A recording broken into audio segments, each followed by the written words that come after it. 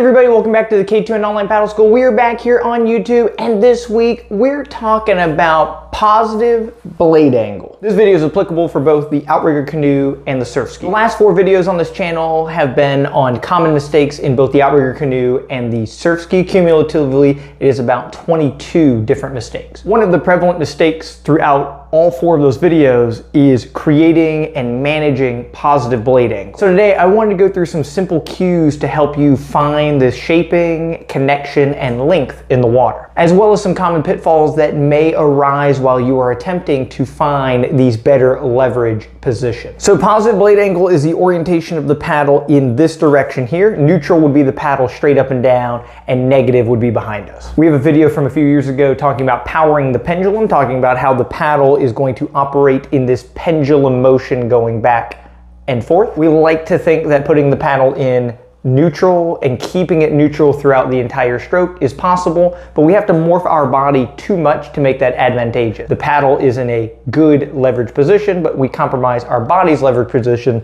looking for this fantasy. So in reality, whenever you watch paddle goes in, it goes in positive and it travels back to a negative orientation.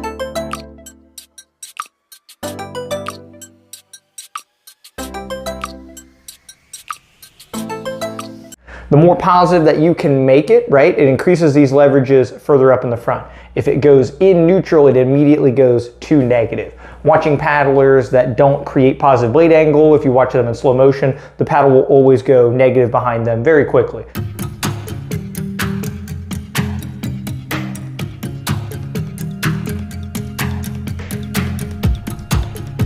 Paddlers that create this angle in the front, it takes much longer within the stroke before they reach this negative angle. So the 2 things that dictate positive blade angle are very simple. 1, it is your hip position, and 2, it is your hands position.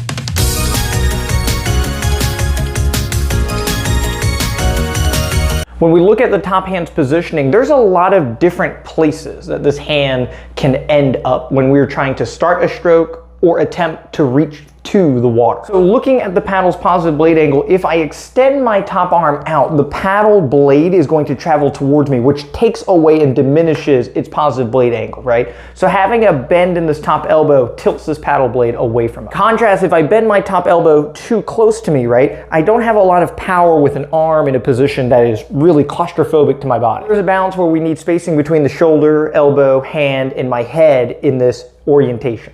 This is another power triangle. If you've been watching the series, right? Creating these triangular shapes is a force for power. Everybody's a little different too. Everybody's arm length is going to be different. The length of your collarbone, your humerus, your forearms, even the length of your hands. So that's going to change where you end up when you get into this positioning with your hands. And it's just something to monitor and to practice, looking at when you set up your hands, right? If my top hand drifts away from me, I lose some of my positive blade angle. If my top hand drops down, it feels very awkward, especially when you introduce load to the system. The second cue to add on is your hip position. As I'm taking a stroke on the right hand side, if the right side of my hip is oriented forward, you can see my whole body turns into the stroke naturally. Don't be a belly dancer and move your hips independent of your hands, right? Allow your abdomen to stay nice and tight. Turning the hip turns the shoulder, and as I turn sideways into the stroke, this paddle is going to orient in front of us. Holding this paddle in front of me, when my opposite side hip goes forward, the handle goes forward and the blade goes back, and we're looking to put this blade in front of us here by turning the hips forward. Hip position and hand position, now you can see I've extended this positive blade angle way out of frame here. Going backwards from that, if my right hip does not go forward, right, I'm going to lose a lot of that orientation as my bottom arm travels back to me. And if my top elbow extends out, now I've lost all of my positive blade angle and my length, right? So if I go all the way down, I can touch my foot. If I turn my hip, set my hands, then I can reach much further forward. Same idea with the kayak, right? Hip position, top hand at about eye level, 90 degrees to the side, and you can see my positive blade angle is very good in the front here. If I turn my hip back, extend my top elbow, when I touch the water, it's going to be much closer to me comparatively to being in this specific position. This both increases the length that the stroke is going to occur from. The blade tip will touch the water much further up, and it allows you the opportunity to turn your hips. As you turn your hips into the stroke to start it, you're more apt to turn your hips through the stroke to complete it.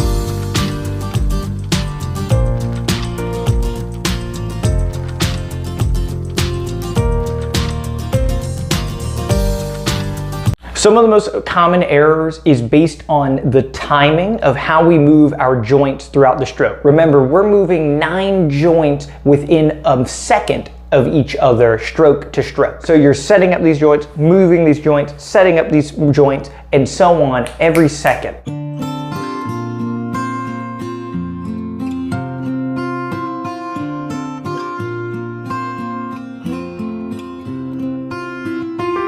Whether this elbow is in this position or this position or that position, the hand is here or here or here, my hip is there or there or there. It's a lot of things to keep track of, and it can become overwhelming. Commonly, this top elbow will extend out, pulling the blade closer to us right before the blade goes into the water.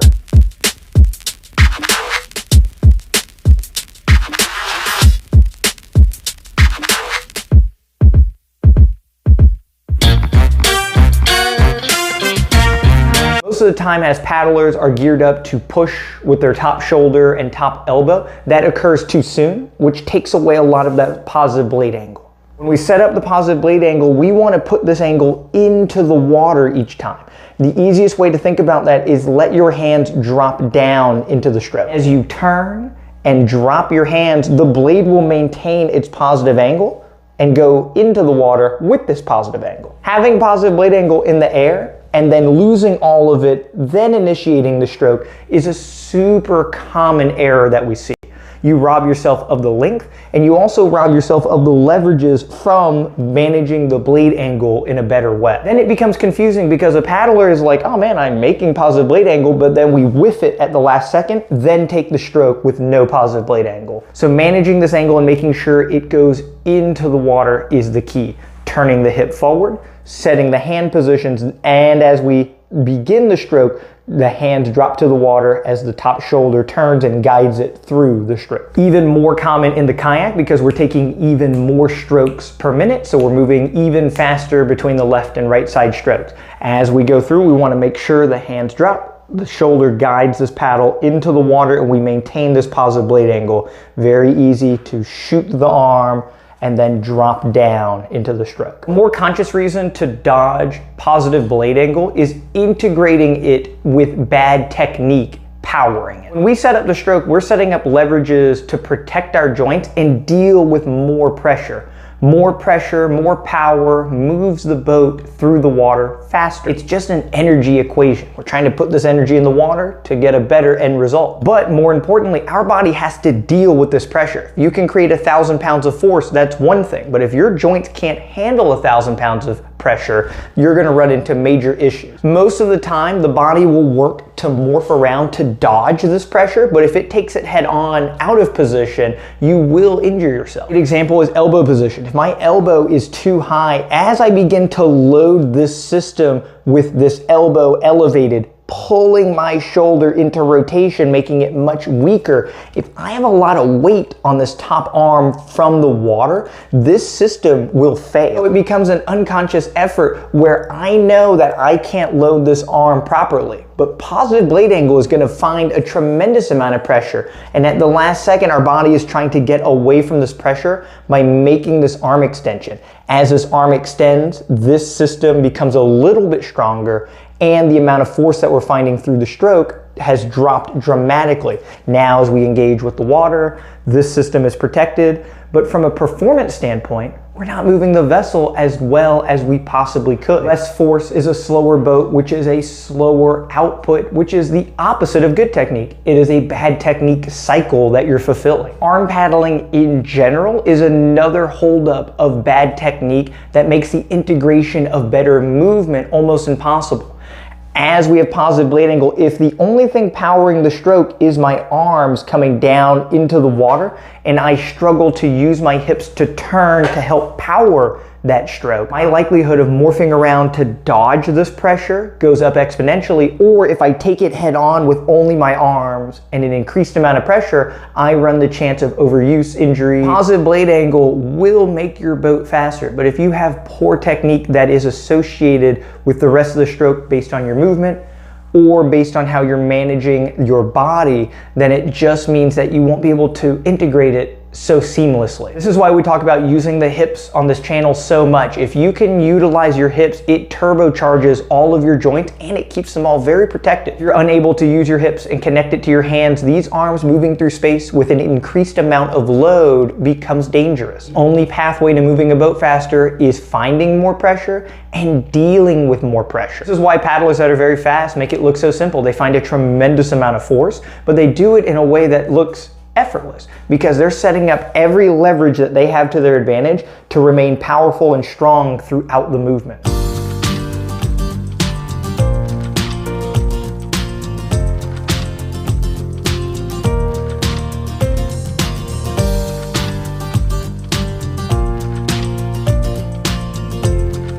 If you are out of position even a little bit and you load that system with a ton of weight, something has to give. There's all kinds of visual examples. My favorite is the bench press. If you bench press and flare both your elbows up over your ears and put 500 pounds on here, you're going straight to the hospital. Now, if we take a stroke and keep this system and try to load it in a very similar way, you can see how this sets yourself up for disaster. Bringing your elbows down, tucking your shoulders in. This is a much stronger system to push from. So now when we take a stroke, this arm can now take a tremendous more amount of pressure. And positive blade angle is the gateway to get this more force and to put it into the water. Awesome, thank you guys so much for checking out the video. If you need more in-depth detail about using your body, breaking down the stroke into multiple parts, check out the K2NOnlinePaddleSchool.com today. Subscription comes with direct access to me to help you get better on the water. Send me any kind of question and I am there to help make sure that you are understanding the resources that are available. There are off-the-water training exercises, there are drills, there are tactics for racing better, every discipline that you can imagine, we have it right there on the online school.